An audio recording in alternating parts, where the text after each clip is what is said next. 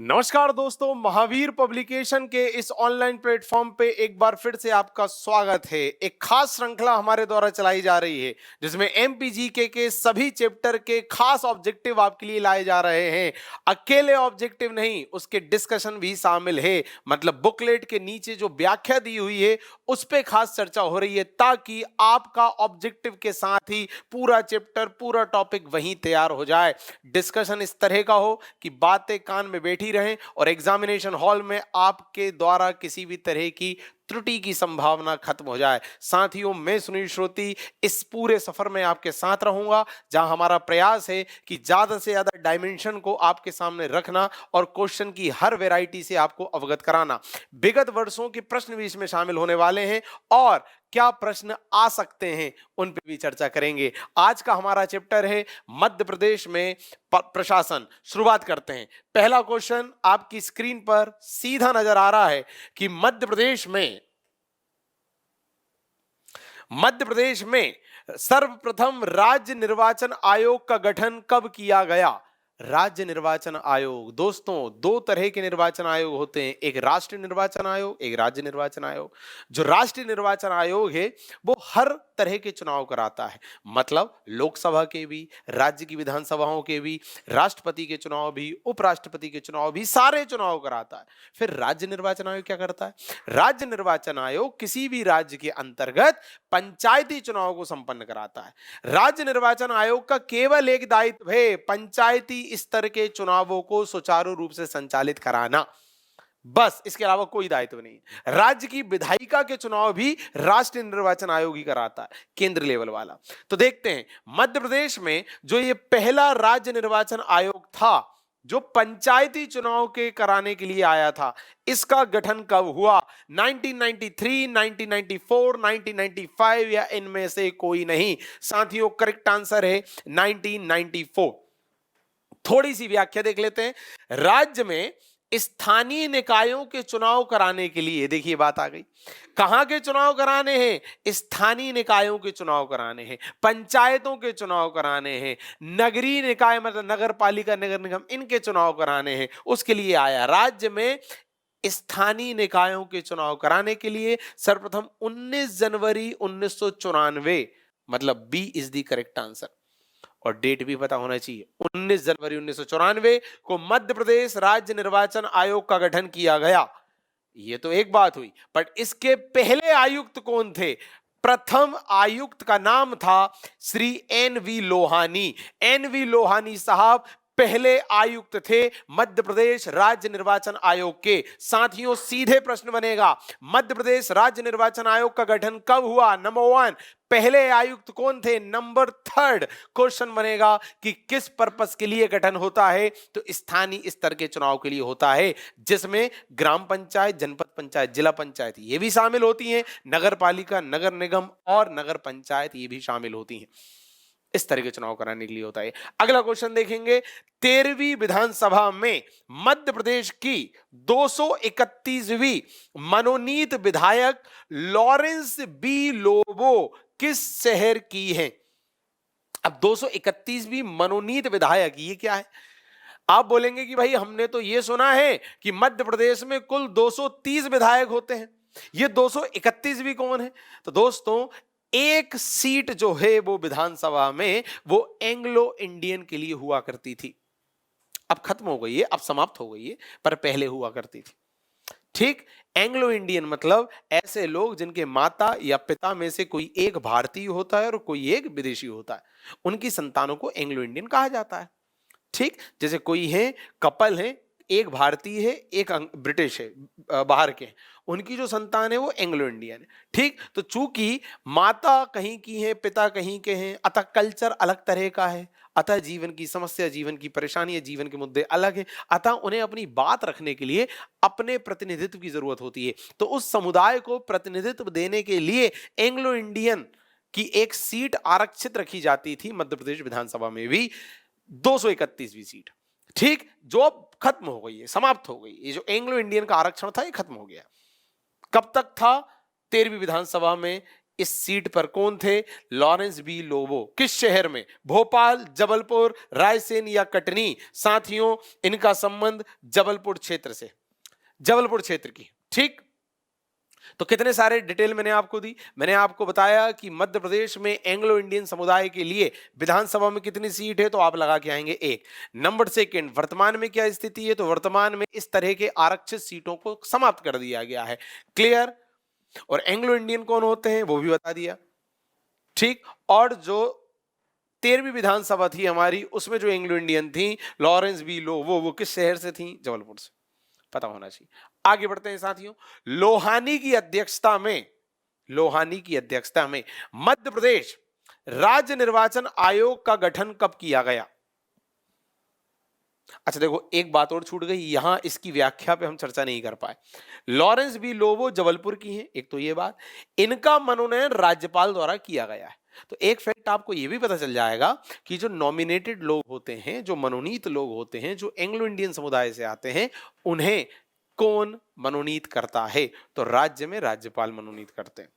ठीक, केंद्रीय स्तर पे राष्ट्रपति मनोनीत करते थे, ये भी पता होना चाहिए। अच्छा, अगला क्वेश्चन क्या था हमारा कि लोहानी की अध्यक्षता में मध्य प्रदेश राज्य निर्वाचन आयोग का गठन कब किया गया?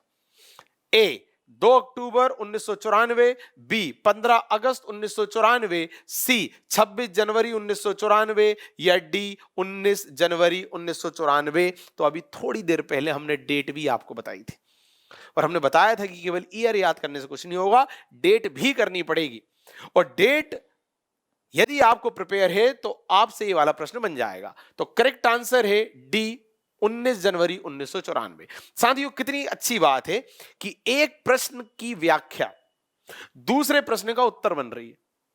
मतलब यदि आप व्याख्या अच्छे से पढ़ लेते हैं तो आगामी जो भी प्रश्न बन सकते हैं सभी के उत्तर आपके पास तैयार होंगे। 19 जनवरी 1994। चलिए, 1977 में परिसीमन के पश्चात मध्य प्रदेश में लोकसभा की कितनी सीटें थीं? देखिए, परिसीमन का काम करता है एक आयोग जिसे कहा जाता है परिसीमन आयोग। क्या होता है ये? परिसीमन मतलब होता है सीमा तय करना। भाई, जो लोकसभा सीट है, जो विधानसभा सीट है, आपको पता है कि भाई फलाना जो है, ये फॉर एग्जाम्पल इंदौर, तो ये इंदौर लोकसभा क्षेत्र है। तो इंदौर लोकसभा क्षेत्र के अंतर्गत कितना क्षेत्र आएगा, कहां तक की जनता को उसमें शामिल करेंगे, कहां तक की जनता उस जनप्रतिनिधि के अंतर्गत आएगी, यह सीमा तय करने का काम होता है परिसीमन आयोग का। ठीक, क्योंकि हमारी यहां जनसंख्या निरंतर बढ़ रही है, क्षेत्र का विस्तार हो रहा है, तो जो विधानसभा क्षेत्र होता है और जो लोकसभा क्षेत्र होता है उसकी भी सीमाएं परिवर्तित होती रहती हैं। ठीक है दोस्तों, तो ये सीमाएं कौन तय करता है? परिसीमन आयोग तय करता है। तो 1977 में जब परिसीमन हुआ, उसके बाद मध्य प्रदेश में लोकसभा की कितनी सीटें तय की गई? तो टोटल जो मध्य प्रदेश है उसे कुल 35, 40, 45 या 30। तो दोस्तों, मध्य प्रदेश में 1977 में परिसीमन के पश्चात लोकसभा की 40 सीटें तय की गई। मतलब पूरे मध्य प्रदेश को कुल 40 क्षेत्रों में बांटा। पूरे मध्य प्रदेश से कुल 40 लोकसभा सांसद चुने जाते थे। मतलब 40 लोग मिलकर पूरे मध्य प्रदेश का प्रतिनिधित्व करते थे। ठीक, कब? 1977 के परिसीमन के बाद। ठीक, आगे बढ़े। विभाजन के बाद, मतलब मध्य प्रदेश से छत्तीसगढ़ अलग हो गया, उसके बाद विभाजन के बाद 11 सीटें छत्तीसगढ़ में चले गईं और 29 सीटें मध्य प्रदेश में बची रह गईं। तो वर्तमान में यदि प्रश्न पूछा जाए कि मध्य प्रदेश में लोकसभा की कितनी सीटें हैं, तो साथियों आप लगा के आएंगे 29। ठीक, 29। और यदि प्रश्न पूछा जाए कि मध्य प्रदेश से अलग हुए छत्तीसगढ़ में कितनी सीटें चले गई, तो दोस्तों आप आंसर लगाएंगे 11 सीटें छत्तीसगढ़ में चले गई। और यदि प्रश्न पूछा जाए कि अविभाजित मध्य प्रदेश, मतलब जब मध्य प्रदेश से छत्तीसगढ़ अलग नहीं था तब कितनी सीटें थी, तो साथियों आप बताएंगे कि टोटल 40 सीटें थी। और ये 40 सीटें किस परिसीमन के तहत तय हुई थी? तो 1977 के परिसीमन के तहत तय हुई थी। इतने सारे फैक्ट आपको पता चल गए। साथियों, हम क्या करते हैं, हम बस करंट की सीट रट के आगे बढ़ जाते हैं, हम थोड़ा सा आगे पीछे का नहीं देखते। ठीक, जो कि देखना है, कंपटीशन ज्यादा है, एमपी से कई बार इस तरह के प्रश्न पूछे जा चुके हैं। तो अब एग्जाम कंडक्ट कराने वाली एजेंसी का यह प्रयास होता है कि थोड़े से हट के क्वेश्चन दिए जाएं, आगे पीछे के क्वेश्चन दिए जाएं, जो प्रश्न पहले पूछे जा चुके कम से कम वो ना दें। अब ये प्रश्न कई बार पूछा जा चुका है, कई बार लोगों को बिल्कुल रटा हुआ सा लगता है कि भाई 29 सीटें, तो अब यदि इस पे अतिरिक्त बना तो क्या बनेगा कि 29 तो हैं, पर कब से 29? छत्तीसगढ़ के चले जाने से। छत्तीसगढ़ को यदि मिला देंगे तब कितनी थी? 40 थी। मतलब छत्तीसगढ़ में कितनी चलेगी? 11 चलेगी। ये 40 कब से तय हुई? 1977 के परिसीमन के पश्चात तय हुई। ये सारी बातें आपको क्लियर होनी चाहिए दोस्तों। अगला सेक्शन देखेंगे, आगे बढ़ेंगे। विभाजन के बाद मध्य प्रदेश में कुल कितनी सीटें शेष बची? विधानसभा की सीटों की अब बात हो रही है, अभी हमने लोकसभा की सीटों की बात करी। अब देखिए ये प्रश्न आ गया कि नहीं आ गया।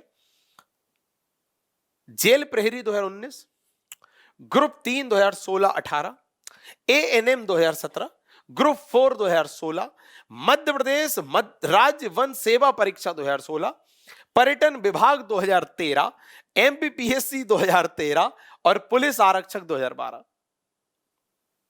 कितने एग्जाम में पूछा गया है प्रश्न कि विभाजन के बाद मध्य प्रदेश में कितनी सीटें शेष बची? मतलब विभाजन के समय कितनी थी या विभाजन के पहले कितनी थी, क्या ये नहीं आ सकता? और विधानसभा का पूछा है तो क्या लोकसभा का नहीं पूछ सकते? अब वो तो इससे आपको पता चलेगा हम दायरा कितना कवर कर रहे हैं। ठीक, तो आप जानते हैं ये वाला उत्तर तो कि इसका आंसर है सी, कि विभाजन के बाद तो भाई 230 बची। अब ये मेरा आपसे प्रश्न है कि विभाजन के पहले कितनी थी, मतलब छत्तीसगढ़ जब मध्य प्रदेश में था तब कितनी थी, ये आप मुझे बताएंगे कमेंट सेक्शन में। मुझे भी लगे कि आप भी थोड़ा सक्रिय होकर सुन रहे हैं, तब मुझे भी मेहनत करने में मजा आएगा साथियों। विभाजन के पहले कितनी थी, तो आपका विधायिका वाला या विधानसभा वाला भी पूरा सेक्शन कवर हो जाएगा, जैसे अभी हमने लोकसभा का किया कि विभाजन के पहले कितनी थी? 40, विभाजन के बाद कितनी बची? 29, कितनी चली गई छत्तीसगढ़ में? 11। ये कब से तय हुआ? 1977। पूरा कवर हो गया ना डायमेंशन। ऐसा ही आप विधानसभा का भी कवर करेंगे। कमेंट सेक्शन में मुझे बताएंगे कि कुल कितनी सीटें थी विभाजन के पूर्व। क्लियर? चलिए अगला क्वेश्चन। मध्य प्रदेश में उच्च न्यायालय में पहली महिला न्यायाधीश कौन थी? मध्य प्रदेश उच्च न्यायालय में पहली महिला न्यायाधीश कौन थी? यह सीधा प्रश्न है साथियों। ठीक, option A Fatima Bibi, option B Shrimati Lalita Seth, option C Shrimati Sarojini Saxena, option D Sarla Grewal. तो दोस्तों करेक्ट आंसर है सरोजनी सक्सेना, मतलब ऑप्शन सी। ठीक, अब सरला ग्रेवाल कौन है, अब श्रीमती ललिता सेठ कौन है और फातिमा बीबी कौन है, ये आप मुझे बताएंगे कमेंट सेक्शन।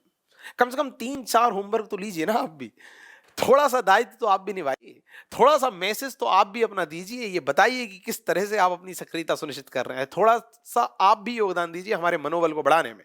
ठीक, बाकी प्रयास आप देख रहे हैं, हमारा हर डायमेंशन को कवर करने का प्रयास कर रहे हैं, डिस्कशन कितना सटीक हो रहा है वो भी आप देख रहे हैं। देखिए व्याख्या का महत्व देखिए, मैं बार बार कहता हूं, इस वाले प्रश्न की व्याख्या 1.5 लाइन की, इस वाले प्रश्न की व्याख्या 1.5 लाइन की, इधर व्याख्या 2 लाइन की, इधर व्याख्या 3 लाइन की, कोई भी व्याख्या आपको 3 और मैक्सिमम 4 लाइन, इससे ज्यादा की नहीं दिखेगी। और उन 3 से 4 लाइन में कई सारे फैक्ट हमने बिल्कुल फिट कर दिए हैं ताकि टॉपिक पूरा आपका वहीं तैयार हो जाए। व्याख्या आपको अनर्गल थ्योरी, अनावश्यक थ्योरी से भरी हुई दिखेगी ही नहीं, आपका टाइम वेस्ट होगा ही नहीं। केवल ज्यादा दिखाने के नाम पे अनावश्यक थ्योरी उपलब्ध करा दें व्याख्या में, इस तरह का कुछ भी नहीं किया हमने।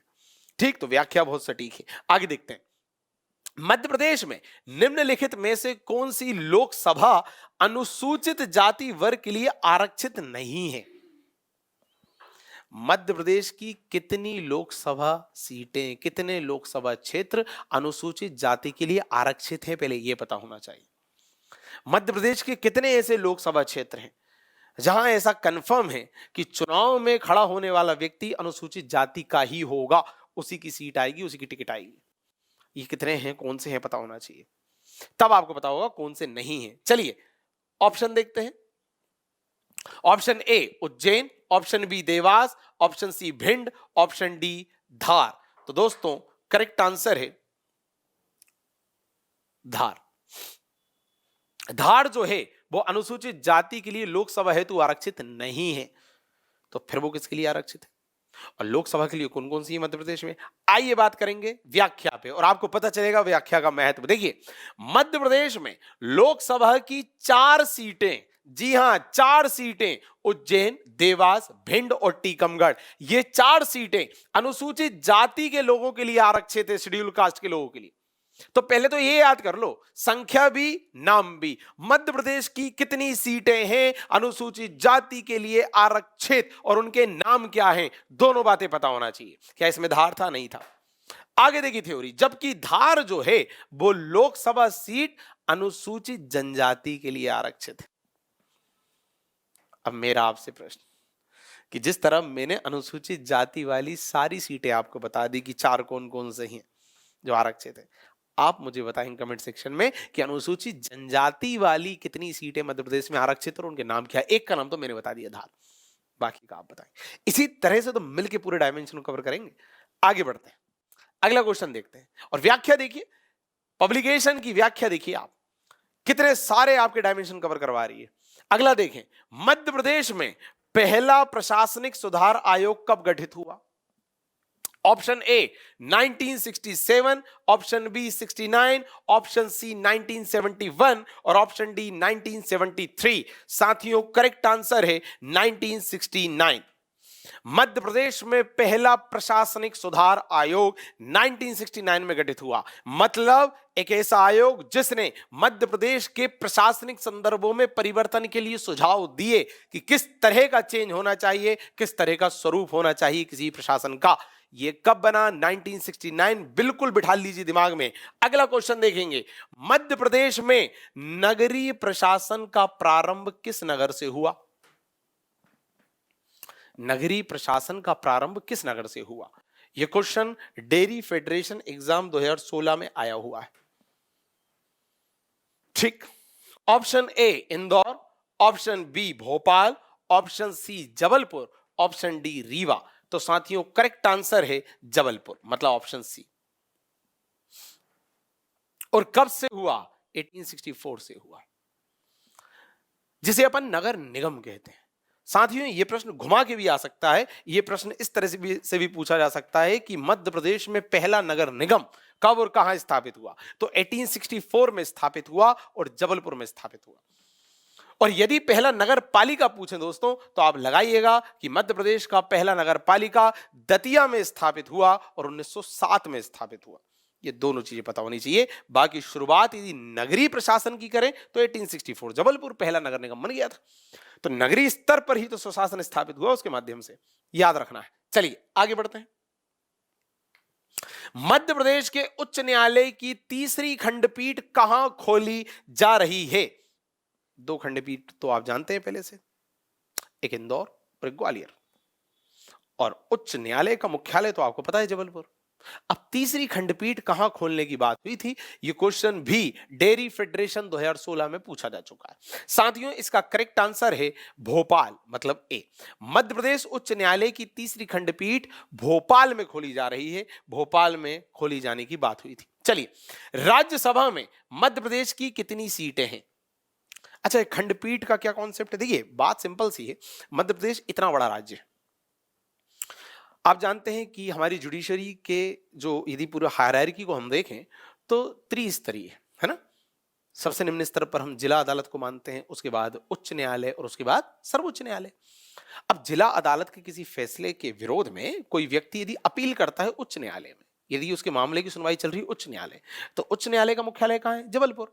अब उस व्यक्ति को जबलपुर भागना पड़ेगा बार बार। अब वो मध्य प्रदेश के जिस भी हिस्से में वो जबलपुर आ रहा है, उस व्यक्ति के ऊपर भी भार है। ठीक, और जबलपुर हाई कोर्ट के ऊपर भी भार आ जाएगा। पूरे प्रदेश की जन सुनवाई या पूरे प्रदेश की जो अपीलीय याचिकाएं हैं वो वहां पर तैनात है, उनका इंतजार कर रही हैं कि करो हमें सॉल्व। तो एक तो उच्च न्यायालय का भी थोड़ा सा भार कम हो, इसके अलावा व्यक्ति को भी बार बार जबलपुर ना भागना पड़े। तो मध्य प्रदेश के 2 अलग अलग क्षेत्रों में उच्च न्यायालय के संबंध में खंडपीठ स्थापित की गई थी, इंदौर में और ग्वालियर में। ठीक, कि आप अपना जो मामला है वो अपनी खंडपीठ में स्थानांतरित करवा लो और वहीं जाके सुनवाई कर लो। ठीक, ऐसे में जबलपुर हाईकोर्ट का भी बोझ, थोड़ा जो कार्य बोझ है वो कम हो जाएगा। ठीक, उसी तरह जो तीसरी खंडपीठ है वो भोपाल की बात हो रही है। ठीक, आगे बढ़ते हैं। राज्यसभा में मध्य प्रदेश की कितनी सीटें हैं? डेयरी फेडरेशन 2016 में ये प्रश्न आया हुआ है। ए 29, बी 11, सी 230 और डी 250। तो दोस्तों करेक्ट आंसर है बी 11। ठीक। और बाकी लोकसभा की कितनी है? 29, आपने अभी थोड़ी देर पहले देखी। विधानसभा की कितनी है? 230, ये भी आपने देखी। चलिए अगला क्वेश्चन। चलिए, निम्न में से किसे ताई के उपनाम से जाना जाता है? यह क्वेश्चन भी डेयरी फेडरेशन 2016 में आया हुआ है। आप ना वैरायटी देखते चलो सर। एक तो आपके दिमाग में यह होना चाहिए कि संख्याओं पे प्रश्न बनते हैं। वैरायटी देखते चलो, हमने कितने डायमेंशन कवर कर लिए, कृपया यह देखने का प्रयास करें। एक तो हमने संख्याओं पे बहुत बात करी, लोकसभा की कितनी सीट है, पहले कितनी थी, विधानसभा की कितनी सीट है, पहले कितनी थी, अभी राज्यसभा की कितनी सीट है, संख्या पे बात हुई। दूसरा भी हमने देखा अनुसूचित जाति के लिए आरक्षित सीट कितनी है, कौन कौन सी, अनुसूचित जनजाति के लिए आरक्षित कितनी है, कौन कौन सी। तो संख्याओं पे बहुत बात हुई। खंडपीठ कितनी है, तीसरी कहां स्थापित हुई, तो संख्याओं पे बहुत बात हुई। ठीक है, अब बात हो रही है उपनामों पर। तो उपनाम भी सबके करने हैं आपको। जैसे एक नाम आ गया ताई, कि ताई उपनाम से किस राजनीतिज्ञ को जाना जाता है? यह क्वेश्चन आ चुका है। Option A Vijaya Raje Scindia, option B Nirmala Buch, option C Mayawati और ऑप्शन डी सुमित्रा महाजन। तो साथियों करेक्ट आंसर है ऑप्शन डी सुमित्रा महाजन। ठीक, व्याख्या देखते हैं। लोकसभा अध्यक्ष रही श्रीमती सुमित्रा महाजन को ताई के उपनाम से जाना जाता है। देखिए उस समय लोकसभा अध्यक्ष थी हैं, अभी लोकसभा अध्यक्ष नहीं है। इंदौर लोकसभा क्षेत्र से आती थी, अब तो इन्होंने राजनीति से संन्यास ले लिया है। और इनकी जो लोकसभा सीट है उससे जो सांसद अब चुन के आते हैं उनका नाम है शंकर ललवानी जी, मतलब इंदौर लोकसभा क्षेत्र। ठीक, जो बीजेपी से ही है। तो इतनी सारी बातें आपको पता होनी चाहिए। सुमित्रा महाजन जी, ठीक है, लोकसभा की अध्यक्ष रही और ताई के उपनाम से जाना जाता है उन्हें। अगला क्वेश्चन देखते हैं। निम्न में से केंद्र सरकार के कौन से केंद्रीय मंत्री मध्य प्रदेश के सांसद सदस्य नहीं रहे? देखिए क्वेश्चन समझिए। केंद्र सरकार में यदि आपको मंत्री बनना है तो आपको सांसद होना जरूरी है। या तो आप लोकसभा से सांसद बनिए या राज्यसभा से बनिए, ये आप जानते हैं। और यदि मंत्री बनते वक्त आप सांसद नहीं हैं तो आपको 6 महीने के अंदर सांसद बनना पड़ता है, ये भी आप जानते हैं। ठीक, पॉलिटी में हम पढ़ते हैं। तो लोकसभा या राज्यसभा कहीं से तो सांसद होना पड़ेगा। अब क्वेश्चन इस तरह के बनते हैं कि केंद्र में जितने मंत्री हैं ऑब्वियसली वो सांसद तो हैं या तो लोकसभा से या राज्यसभा से। तो उनकी जो भी सीट हो, चाहे लोकसभा की चाहे राज्यसभा की, उनमें से कितने हैं जो एमपी से गए हैं चुन के। तो एमपी वाले कितने सांसद हैं जो केंद्र में मंत्री बने? इस तरह के प्रश्न बनते हैं। तो आप जब भी किसी तरह की परीक्षा देने जाएं तो आप एक डायमेंशन तो नोट डाउन कर लीजिए। आप देख के जाया करना कि मध्य प्रदेश के कौन कौन से सांसद, चाहे वो लोकसभा के हो चाहे वो राज्यसभा के हो, केंद्रीय मंत्रिमंडल में मंत्री का पद ग्रहण किए हुए हैं, ये आपको पता होना चाहिए। ठीक, आप डायमेंशन देखो सर, क्वेश्चन याद करने से कुछ नहीं होगा। चलिए, क्वेश्चन जो है वो उपयंत्री सिविल परीक्षा 2016 में आया हुआ है। Option A Uma Bharti, option B Sushma Swaraj, option C Narendra Singh Tomar, option D Thawar Chand Gehlot. चूंकि क्वेश्चन 2016 का है तो अब हम चूंकि 2023 में हैं तो हम जानते हैं कि सुषमा स्वराज जी इस दुनिया में अब नहीं रही। पर जो सुषमा स्वराज जी थी उस समय जब वो मंत्री थी केंद्र में, तो वो मध्य प्रदेश से ही सांसद चुन के जाती थी, संसद के रूप में चुन के जाती थी। नरेंद्र सिंह तोमर भी मध्य प्रदेश से सांसद, थावरचंद गहलोत भी यहीं से सांसद। उमा भारती जी जो है ये पहले केंद्र में मंत्री थी, अब ये भी नहीं है क्योंकि अब हम 2023 में खड़े हुए हैं। तो ये एमपी से सांसद नहीं थी। क्यों नहीं थी? क्योंकि ये झांसी लोकसभा सीट से सांसद थी और झांसी कहां आता है? यूपी में आता है। अब आप बोलेंगे कि इस प्रश्न की तो प्रासंगिकता बची ही नहीं, उपयोगिता बची ही नहीं, क्योंकि ये सारे लोग अब नहीं है इस स्थिति पे। सुषमा स्वराज जी इस दुनिया में नहीं है, उमा भारती जी अब मंत्री नहीं है। तो फिर आप ये क्वेश्चन क्यों लेके आए? वैरायटी दिखाने के लिए। वैरायटी देखते चलो कि इस तरह के प्रश्न बनते हैं। अब आपके दिमाग में ये होना चाहिए कि मध्य प्रदेश में अभी जितने सांसद हैं मध्य प्रदेश से, उनमें से कौन कौन केंद्र में मंत्री हैं, इसकी सूची आप बनाएंगे और हर पल बनाएंगे जब जब आप एग्जाम देने जाएंगे। ठीक, आगे बढ़ते हैं। मध्य प्रदेश उच्च न्यायालय का प्रमुख न्यायपीठ स्थित है। यह क्वेश्चन उपयंत्री सिविल परीक्षा 2016 में आया हुआ। कहां है? इंदौर, ग्वालियर, जबलपुर या भोपाल। उच्च न्यायालय का प्रमुख न्यायपीठ, तो देखिए व्याख्या, मध्य प्रदेश उच्च न्यायालय की प्रमुख न्यायपीठ जबलपुर में स्थित है। तो आंसर क्या आएगा? जबलपुर। मुख्य न्यायपीठ पूछी ना, खंडपीठ तो नहीं पूछी। यदि खंडपीठ पूछते तो हम क्या लगाते? ग्वालियर और इंदौर। और खंडपीठ जो तीसरी बनना है वो कहां लगाते? भोपाल। ठीक है, तो थोड़ा शब्दों की घेराबंदी समझना। मुख्य न्यायपीठ पूछा है या खंडपीठ पूछा है, एक शब्द का खेल है पूरा। चलिए क्वेश्चन नंबर 93, इंदौर में पैदा हुए, लंबे समय तक राज्यसभा के सांसद रहे, महाराष्ट्र के मुख्यमंत्री भी रहे और फिर इस्तीफा दे दिया, उनका क्या नाम है? ओके, क्वेश्चन जो है वो महिला स्वास्थ्य कार्यकर्ता एग्जाम 2016 में पूछा जा चुका है। Option A Madhavrao Scindia, option B Kalyan Singh, option C Pramod Mahajan ji, option D Prithviraj Chauhan. तो दोस्तों करेक्ट आंसर है ऑप्शन डी पृथ्वीराज चौहान। पृथ्वीराज चौहान वे व्यक्ति हैं जो इंदौर में पैदा हुए थे, ठीक है, और राज्यसभा के सदस्य भी रहे और महाराष्ट्र के बाद में मुख्यमंत्री बने थे, इस्तीफा दे दिया था। पृथ्वीराज चौहान, ये पता होना चाहिए। बाकी माधवराव सिंधिया जी महाराष्ट्र के मुख्यमंत्री रहे ही नहीं, बिल्कुल भी नहीं। प्रमोद महाजन जी भी महाराष्ट्र में नहीं रहे सीएम, और कल्याण सिंह जी जो हैं ये उत्तर प्रदेश के सीएम थे। ठीक, और इनका नाम तो और ज्यादा प्रसारित हुआ था, विख्यात हो गया था। कब? जब बाबरी मस्जिद का विध्वंस हुआ था, उस समय यही थे चीफ मिनिस्टर, कल्याण सिंह जी। ठीक, उत्तर प्रदेश के। चलिए आगे बढ़ते हैं। मध्य प्रदेश में जन्मे भारत के प्रधानमंत्री, क्वेश्चन जो है वो महिला स्वास्थ्य कार्यकर्ता 2016 में आया हुआ। Option A Morarji Desai, option B Charan Singh, option C Atal Bihari Vajpayee, option D I K Gujral. तो दोस्तों करेक्ट आंसर है ए बी वाजपेयी, मतलब अटल बिहारी वाजपेयी। ये मध्य प्रदेश के ग्वालियर में जन्मे हैं। आपको ये भी पता होना चाहिए कि मध्य प्रदेश में भी कहां जन्मे हैं, तो ग्वालियर में। और कब जन्मे हैं साथियों? इनका जन्म दिवस है 25 दिसंबर। यही कारण है कि 25 दिसंबर को सुशासन दिवस मनाया जाता है इनके सम्मान में। कितने सारे डायमेंशन पता चल गए। मध्य प्रदेश में जन्मे प्रधानमंत्री अटल बिहारी वाजपेयी। दूसरा डायमेंशन, मध्य प्रदेश में भी कहां जन्मे, तो ग्वालियर में जन्मे। तीसरा, किस दिनांक को जन्मे, 25 दिसंबर को, और उस दिनांक को किस रूप में मनाया जाता है, सुशासन दिवस के रूप में मनाया जाता है साथियों। इसके अलावा एक बात और आपको पता ही होगी कि अटल बिहारी वाजपेयी जी वो भारत के 3 बार प्रधानमंत्री रहे। ठीक, आगे बढ़ते हैं। जबलपुर जन्मी राज्यसभा सांसद व बॉलीवुड अभिनेत्री हैं। यह क्वेश्चन भी महिला स्वास्थ्य कार्यकर्ता 2016 में आया हुआ। ऐसी कौन सी अभिनेत्री हैं जो जबलपुर में जन्मी हैं और राज्यसभा सांसद भी रही? ओके, रेखा, जया बच्चन, हेमा मालिनी और आशा पारेख।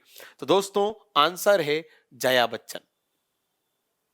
ठीक, जया बच्चन जी जो हैं अमिताभ बच्चन की धर्मपत्नी अभिषेक बच्चन की माताजी, उनका जन्म मध्य प्रदेश के जबलपुर में हुआ है। ठीक, और राज्यसभा से सांसद भी रह चुकी हैं, रही हैं। ठीक, आगे बढ़ते हैं। अब इतने जो हमने क्वेश्चन देखे पिछले पेज में, क्या जानने को मिला? जानने को मिला कि जन्मस्थली को लेकर प्रश्न बनते हैं, है ना? तो आपको पता क्या करना है, मध्य प्रदेश के खास खास नेताओं का जन्मस्थली देख लेनी है। अब आप बोलेंगे खास खास नेता हम कहां से देखें? तो भैया मध्य प्रदेश के जो राज्यपाल रहे हैं जितने लोग, उनकी जन्मस्थली देख लो। कम से कम एमपी में जिनकी है वो तो देख ही लो। मध्य प्रदेश में जितने विधानसभा अध्यक्ष रहे हैं उनकी जन्मस्थली देख लो, कम से कम एमपी वालों की तो देख ही लो। सारे मुख्यमंत्री की जन्मस्थली देख लो। ठीक है, प्रश्न बन रहे हैं यहां से साथियों, मैंने दिखा दिए आपको और आगे भी आप देखेंगे बनते हुए। तो मुख्यमंत्री, विधानसभा अध्यक्ष, राज्यपाल और भारत के प्रमुख प्रधानमंत्री जो एमपी से संबंधित, जैसे अटल बिहारी वाजपेयी हमने देखे, इन सारों की सूचियां बनाइए। ये रखो पढ़ने का पैटर्न। मैं क्या बोल रहा हूं, हमारी श्रृंखला का उद्देश्य केवल आपके सामने क्वेश्चन को लेके आना और उन्हें खड़े होके बांच देना, ये नहीं है, क्योंकि आप रटते थोड़ी बैठोगे। आपको एक दिशा देना है कि पढ़ना किस तरह है, आपको एक दिशा देना है कि क्वेश्चन किस तरह से बन रहे हैं। क्लियर है? अगले क्वेश्चन पे जाते हैं। पहला गवर्नर जिसने मध्य प्रदेश में राष्ट्रपति शासन लागू किया था। ओके, पहला गवर्नर जिन्होंने मध्य प्रदेश में राष्ट्रपति शासन लागू किया था। अब आप देखेंगे कि यह क्वेश्चन पुलिस आरक्षक 2016 में आया हुआ। Option A S N. Sinha, option B R P. Gupta, option C K C. Reddy, option D N N. Banchu. तो साथियों करेक्ट आंसर है एस.एन. सिन्हा। सत्यनारायण नाम है इनका, ठीक, पूरा नाम, ठीक। उन्होंने मध्य प्रदेश में पहला राष्ट्रपति शासन लागू किया था। अब राष्ट्रपति शासन से संबंधित 2-3 बातें जान लीजिए। दोस्तों, मध्य प्रदेश में राष्ट्रपति शासन कुल 3 बार लागू हुआ है। कितनी बार? 3 बार। तीनों के वर्ष आपको पता होने चाहिए, 1977, 1980 और 1992। 1977, 1980, 1992। ये पहले तो 3 वर्ष लिख लीजिए कहीं। इन 3 समयों में, इन 3 कालखंडों में मध्य प्रदेश में राष्ट्रपति शासन लगा, ठीक। इन तीनों ही वक्त मुख्यमंत्री कौन था? तो साथियों, जो पहला राष्ट्रपति शासन लगा था उस समय मुख्यमंत्री थे श्यामाचरण शुक्ल। दूसरे और तीसरे वाले राष्ट्रपति शासन में मुख्यमंत्री थे सुंदरलाल पटवा। यह पता होना चाहिए। राज्यपाल कौन थे? तो पहले राष्ट्रपति शासन में तो सिन्हा साहब थे, सत्यनारायण नाम है इनका। दूसरे में थे पुनाचा जी और तीसरे में थे कुंवर महमूद अली। तो तीनों राष्ट्रपति शासन कब कब लगे? तीनों राष्ट्रपति शासन के समय मुख्यमंत्री कौन थे और तीनों राष्ट्रपति शासन के समय राज्यपाल कौन थे? ये तीनों बातें मैंने आपको बता दी, ठीक है। अच्छा, सरकार किस पार्टी की थी? तो पहले राष्ट्रपति के समय सरकार थी कांग्रेस की और दूसरे और तीसरे राष्ट्रपति शासन के समय सरकार थी बीजेपी की। कितने डायमेंशन बता दिए मैंने आपको, ईयर भी बता दिए, राज्यपालों के नाम भी बता दिए, मुख्यमंत्रियों के नाम भी बता दिए और किसकी सरकार थी ये भी बता दिया। 4 डायमेंशन, ये है उद्देश्य। तो आप राष्ट्रपति शासन से रिलेटेड सब वही एक बॉक्स बना के लिख लो, कुछ छूटेगा ही नहीं। आगे बढ़ते हैं, अगला क्वेश्चन। निम्न में से किनका मध्य प्रदेश के राज्यपाल के रूप में 3 कार्यकाल हो चुके हैं? मतलब सबसे ज्यादा कार्यकाल किस व्यक्ति ने राज्यपाल के तौर पर बिताया? A B D. Sharma, B Chengal Rao Reddy, C K M. Chandi, D Balram Jakhar. साथियों correct answer is B D. Sharma. B D. Sharma ji ने मध्य प्रदेश में राज्यपाल के रूप में कुल 3 कार्यकाल पूरे किए। अगला क्वेश्चन देखेंगे। जून 2016 में मध्य प्रदेश से राज्यसभा के लिए निम्न में से किसका चयन नहीं हुआ? अब देखिए, 2016 में यह प्रश्न पुलिस आरक्षक 2016 में पूछा गया था। हम चूंकि अभी 2023 में खड़े हैं, प्रश्न आ गया है तो प्रश्न तो देखने का कोई मतलब नहीं कि 2016 में राज्यसभा के लिए कौन गया कौन नहीं गया, यह पुरानी बात हो गई। पर दिमाग में एक वैरायटी डाल लेनी कि अब जब भी आप एग्जाम देने जाएं, देखें कि क्या आसपास रिसेंटली चुनाव हुए हैं राज्यसभा के, और यदि हुए हैं तो मध्य प्रदेश से कौन कौन लोग राज्यसभा के लिए गए या कौन कौन सांसद चुने गए, ये तुरंत में देखना है आपको, ठीक। आगे बढ़ते हैं। मध्य प्रदेश विधानसभा के चुनाव पहली बार डेड में हुए थे। कब हुए थे? यह क्वेश्चन पुलिस आरक्षक 2016 में पूछा गया है। 1956, 1965, 1957 और 1955। दोस्तों करेक्ट आंसर है 1957। मध्य प्रदेश विधानसभा में पहला चुनाव या चुनाव पहली बार 1957 में हुआ था, ठीक। और मध्य प्रदेश का गठन आप सभी जानते हैं 1956 में हुआ था। क्या बात है, क्लियर है? किसकी रिपोर्ट के आधार पर हुआ था? फजल अली की रिपोर्ट के आधार पर हुआ है। किस आधार पर हुआ था? भाषाई आधार पर हुआ था। ये सब आपको पता है। फजल अली कौन? एक न्यायाधीश थे, रिटायर्ड न्यायाधीश। उनकी समिति बनी थी 1953 में, ठीक। और उस समिति में 2 लोग और थे, के.एम. पणिकर और हृदयनाथ कुंजरू। ये सब हम पढ़ा चुके हैं मध्य प्रदेश का पुनर्गठन जब हम पढ़ा रहे थे, ठीक। तो उन्हीं फजल अली आयोग की रिकमेंडेशन के आधार पर 1956 में भाषाई आधार पर मध्य प्रदेश का गठन हुआ और 1957 में पहला विधानसभा चुनाव हुआ था, यह पता होना चाहिए। ठीक, आगे बढ़ते हैं। मध्य प्रदेश के वित्त मंत्री हैं क्वेश्चन मार्क, कौन है? अब 2016 का क्वेश्चन, तो आपको करंट में समझ गए आप। फिर एक चीज लिख लो कि मध्य प्रदेश में किस पद पर कौन से मंत्री हैं करंट में, ये आपको देख के जाना है। ठीक है, जब भी आप एग्जाम देने जाएं। अगला, इस तरह के क्वेश्चन आते हैं दोस्तों, करंट किया जाते हैं। बताइए किस पद पर कौन व्यक्ति विद्यमान है। बताइए मध्य प्रदेश से रिसेंटली या अभी ही हाल ही में राज्यसभा के लिए कौन कौन चुन के गया, ये सब पता होना चाहिए। एक और हमने क्या देखा, केंद्र सरकार में मध्य प्रदेश के कौन कौन से सांसद हैं। इस तरह के प्रश्न बनते हैं, हर तरह की वैरायटी लिखते जाना है। अगला क्वेश्चन, भारत की पूर्व रियासत से विधानसभा में सदस्य चुनी गई पहली महिला उज्जैन में पैदा हुई थी। ओहो, विधानसभा में सदस्य के रूप में चुनी गई पहली महिला जो उज्जैन में पैदा हुई थी, क्या नाम है? Kamla Beniwal, Yashoda Devi, Vasundhara Devi, Maya Singh. Correct answer is Yashoda देवी।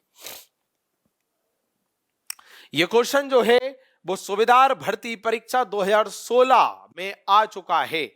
मध्य प्रदेश से पहली विधानसभा सदस्य महिला कौन थी? यशोदा देवी। कहां से थी? उज्जैन से थी, पता होना चाहिए।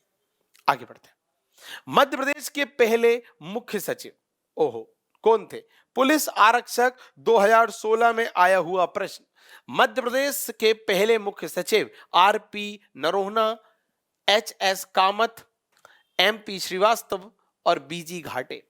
दोस्तों करेक्ट आंसर है एचएस कामत।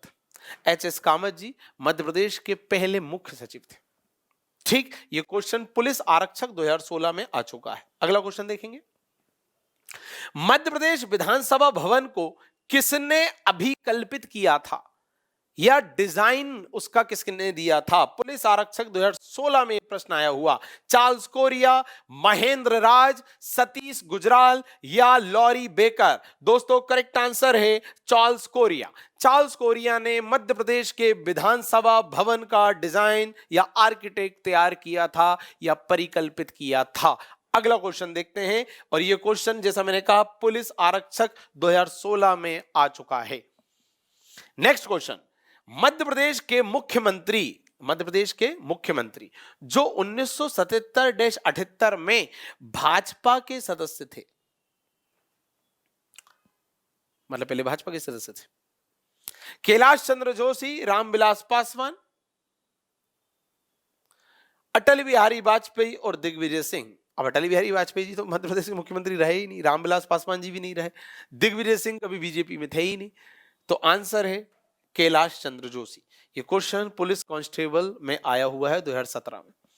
अब देखिए, अभी मैं थोड़ी देर पहले आपको बता रहा था कि किस राष्ट्रपति शासन के दौरान किस पार्टी की सरकार थी, तो आपको लग रहा होगा कि सर जो है वो कुछ ज्यादा डिटेल में जा रहे हैं कि अब ये थोड़ी पूछेगा कि किस पार्टी की सरकार थी।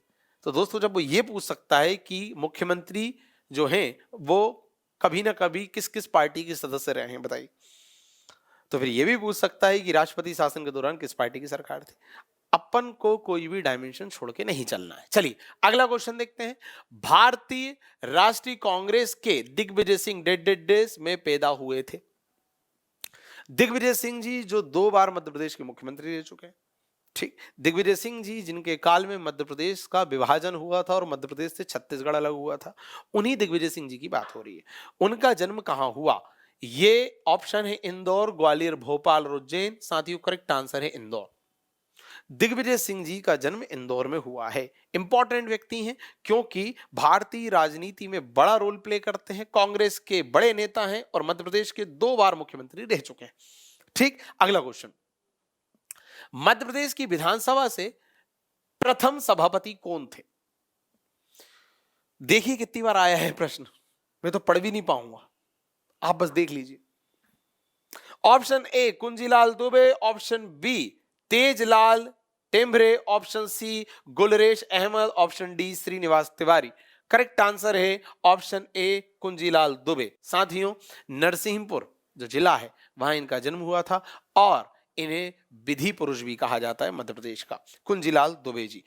दो बातें और आप जान लीजिए इनके बारे में, है ना। तो यदि प्रश्न बने तो आपको पता होना चाहिए, क्योंकि मैंने क्या बोला कि स्थान से संबंधित प्रश्न बन रहा है। अभी आपने देख लिया, दिग्विजय सिंह जी का स्थली पूछ ली, जन्मस्थली तो इंदौर। उसी तरह हो सकता है पूछ ले कि भाई चूंकि मध्य प्रदेश के पहले विधानसभा अध्यक्ष थे कुंजीलाल दुबे, और मध्य प्रदेश का विधि पुरुष कहते हैं उन्हें, बड़े व्यक्तित्व हैं, तो कहां जन्मे थे? नरसिंहपुर में जन्मे थे, पता होना चाहिए। अगला क्वेश्चन, भोपाल में स्थित पुरानी विधानसभा और किस नाम से विख्यात है?